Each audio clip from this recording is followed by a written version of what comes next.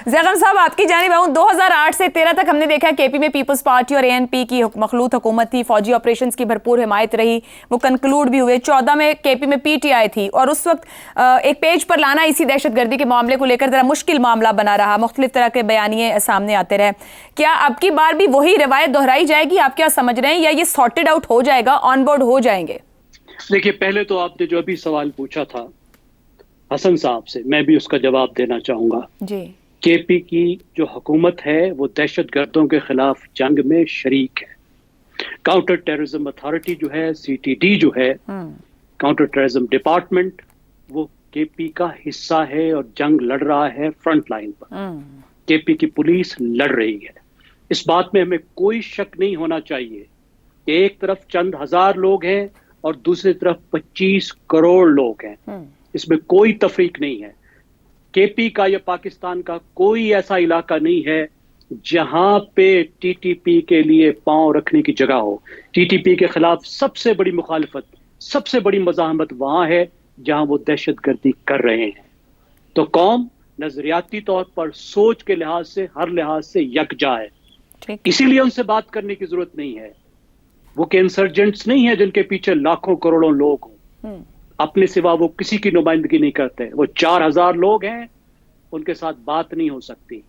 बात उनके साथ होगी जिन्होंने उनको पनाह दे रखी है।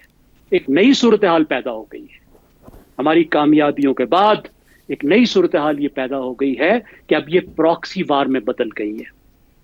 टीटीपी अफगान तालिबान का हिस्सा है, बिल्कुल, इसलिए कि इन्होंने उनकी बैत की है। और जो इस्लाम के सिस्टम को, इन तंजीमों के सिस्टम को थोड़ा सा भी जानता है, उसे मालूम है बैत का क्या मतलब है। टीटीपी अफगान तालिबान का हिस्सा है और अफगान तालिबान गवर्नमेंट ऑफ अफगानिस्तान है।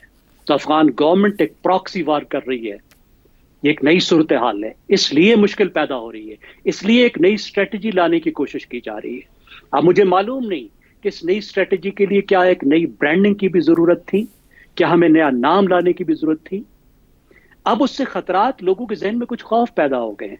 मसलन जो लोग पहले ही बहुत मुश्किल सूरत हाल से गुजरे हैं, जिनके शहर तबाह हुए हैं, जो रिलोकेट हुए हैं, उनके जहन में ज़र्बे अज़्ब की मेमोरीज आ रही हैं। ज़र्बे आप की जरूरत नहीं है। उस वक्त टीटीपी ने इन इलाकों में अपनी रियासतें बना रखी थी। उस वक्त एक बाकायदा जंग लड़ी है फौज ने, बड़ी शहादतें दी हैं, लोगों ने कुर्बानियां दी। अब कौन सी जगह है जहां पे टीटीपी का कब्जा है? अब तो इसी तरीके से जंग लड़ी जाएगी कि जिस तरीके से इस वक्त लड़ी जा रही है कि इंटेलिजेंस बेस्ड ऑपरेशन होंगे, उनका स्केल बेहतर हो सकता है, उसको ज्यादा एफिशिएंटली लड़ सकते हैं। बैनुल अक़वामी सतह पे हमें बेहतर काम करने की जरूरत है, क्योंकि एक बैरूनी ताकत खुल्लम खुल्ला उसमें इन्वॉल्व हो गई है। हमने लेजिस्लेशन पे जरूरत नहीं थी, तवज्जो नहीं थी। पुलिसिंग जितनी बेहतर होनी चाहिए तो उसको नहीं की। सिविल एस्पेक्ट पे तवज्जो नहीं थी। लेजिस्लेशन जिस तरह करनी चाहिए थी नहीं की। जो वो वाला पूरा एस्पेक्ट है उस पर हमें जो तवज्जो देनी चाहिए थी वो नहीं दी। सिविलियन अदारे वहां मजबूत नहीं हुए। अगर इस नए जो सो कॉल्ड ऑपरेशन है, जो मेरे ख्याल में एक नई स्ट्रेटेजी है, इसमें वो सारे एस्पेक्ट मजबूत होते हैं। हम अपने डिप्लोमेटिक एस्पेक्ट को ज्यादा बेहतर करते हैं, सिविलियन एस्पेक्ट को ज्यादा बेहतर करते हैं, लॉ एनफोर्समेंट को बेहतर करते हैं। और उसके साथ एक और काम, इन इलाकों में जो इनकी कुर्बानियों की वजह से जो माली मुश्किलात आई हैं, जो बॉर्डर हमने बंद किया है, जो बिल्कुल ठीक किया है, लेकिन उसके मुतबादिल रोजगार देने की जो जरूरत है, जो माशी एस्पेक्ट है, जो उनकी नीड्स हैं, जो पहली चीज होती है काउंटर टेररिज्म में, उस पर तवज्जो देने की जरूरत है। तो इसमें एक तो ये है कि हुकूमत का काम है कि अवाम को भी अब एतमाद मिले, तमाम स्टेक होल्डर्स को भी एतमाद मिले, और जो सियासी जमातें हैं जो बिल्कुल साथ हैं, मौलाना का ज़हन में रखिएगा, मौलाना ने बहुत बुरे वक्त में उनकी जमात ने, उलमाए देवबंद ने कई फतवे दिए थे, शहादतें हुई। मौलाना के साथ अलाइड बड़े बड़े उलमा ने शहादतें दी हैं। मौलाना को कोई टीटीपी का साथी ना समझे और पीटीआई का भी नहीं। लेकिन ये रवैया अपने आप को बचाने के लिए अगर कोई इख्तियार करता है कि अगरचे वो रियासत के साथ है, अगरचे वो अवाम के साथ है, अगरचे वो टेररिज्म के खिलाफ है, लेकिन अपनी खाल बचाने के लिए अगर वो एक ऐसा रवैया अपनाते हैं तो मेरे ख्याल में ये भी ठीक नहीं है। दुरुस्त हो गया, दुरुस्त हो गया। अब सार साहब आपकी जानिब आऊं, एक तो जो अगस्त 2021 में जश्न मनाया गया अफगानिस्तान की आज़ादी का, क्या वो अब ये जो ऊपर ज़ैगम साहब ने बात की टीटीए और टीटीपी एक ही हैं, ये मुकम्मल क्लैरिटी हो गई या आपको लगता है अभी भी अपने लिए या जाती मफाद के लिए इस चीज को इस्तेमाल किया जा सकता है। दूसरा, अवाम के एतमाद की बात, तो ज़ाहिर सियासी रहनुमा ही ये बात वहां तक लाते हैं और अवाम को एतमाद में लेते हैं कि ये आपके फायदे का काम हो रहा है। कितनी बड़ी सपोर्ट केपी हुकूमत बनेगी कि वाकई अवाम को साथ जोड़ेगी कि इस मामले के लिए, क्योंकि जाहिर बात है वहां लोगों के कंसर्न्स भी होंगे। देखिए, जो आपका पहला सवाल क्या था सर? एक तो ये ना कि जो जश्न मनाया गया 21 में अफगानिस्तान की आजादी, टीटी और टीटी, अब क्लैरिटी होगी है कि है। जब क्लैरिटी किन को नहीं थी, तब जिनको थी वो तो उनकी तो जुबानें खींच ली जाती हैं। उन्होंने तो तब भी कहा था जश्न ना मनाएं, तब भी कहा था कि और बहुत ज़्यादा इस पे बात हुई, उस वक्त इस पे तनकीद हुई उस वक्त, किस तरीके से, कैसे, किसने भेजा, क्यों गया। अच्छा चलें, गया, गलती की, किसी ने पूछा बाद में आज तक उनसे? उसके बाद जो ला के यहाँ लोग बिठाए गए, उनसे चलें, सिविलियन की ज़िंदगी की तो कीमत ही नहीं है इस मुल्क में। हमारे फ़ौजी जवान शहीद हुए, पुलिस वाले शहीद हुए, पैरामिलिट्री फोर्सेस के लोग शहीद हुए। उस वक्त से लेकर 2021 का आपने जिक्र किया आज तक, जब था कि एवरीथिंग विल बी ओके, वो कॉफ़ी का कप स्टाइल से टॉम क्रूज़ की तरह उठा के काबुल एयरपोर्ट पे, आई अंडरस्टैंड कि बड़ी इंसान के दिल में ख्वाहिश होती है कि मैं हीरो लगे हीरो। किस कीमत, क्या कीमत देनी पड़ी इस मुल्क को उस हीरो लगने की कुछ लम्हात के लिए? ये तो वो सोचे जिन्होंने भेजा, जिन्होंने बुलवाया और जिन्होंने बचाया।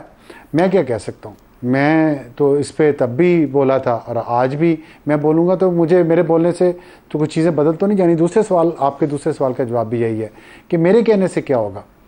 आप का जो सवाल है ये वाला लोडेड, ज़ाहिर है लोडेड सवाल ही आपने करने होते हैं।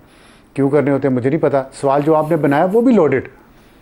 मसलन कैसे आप कहेंगी, आपने कहा माजी की नज़ीरें, माजी की नज़ीरें देंगे तो लोग तो बहुत बातें कर रहे हैं, कह रहे माजी में भी कुछ नहीं हुआ, अभी भी कुछ नहीं होगा, और जो मकासद माजी में थे वही अब भी हैं। वो मकासद क्या हैं वो आप खुद सोच लें। दूसरी बात आपने की सवाल में कि सियासी हमायत की ज़रूरत। हाँ, सियासी हमायत के बगैर कुछ नहीं हो सकता। सियासी हमायत क्यों नहीं है? पार्लियामेंट ने करारदाद पास की है, सारे लोग बातें कर रहे हैं एतमाद में लें, एतमाद में कहाँ, कैसे लें एतमाद में, किसको सर पे बिठा लें, क्या करें?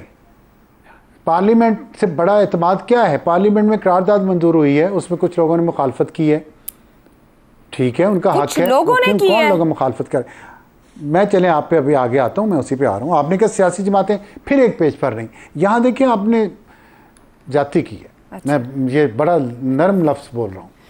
कौन सी सियासी जमातें? सिर्फ एक सियासी जमात है, पूरी तारीख उठा के देख लें, 2014 से APS वाक़े से लेके आज तक, ज़्यादा लंबा नहीं करता। कतई कलामी की मदद अबसार साहब, अभी वाले मामले पर PTI, ANP, JUI ये बड़ी जमातें हैं।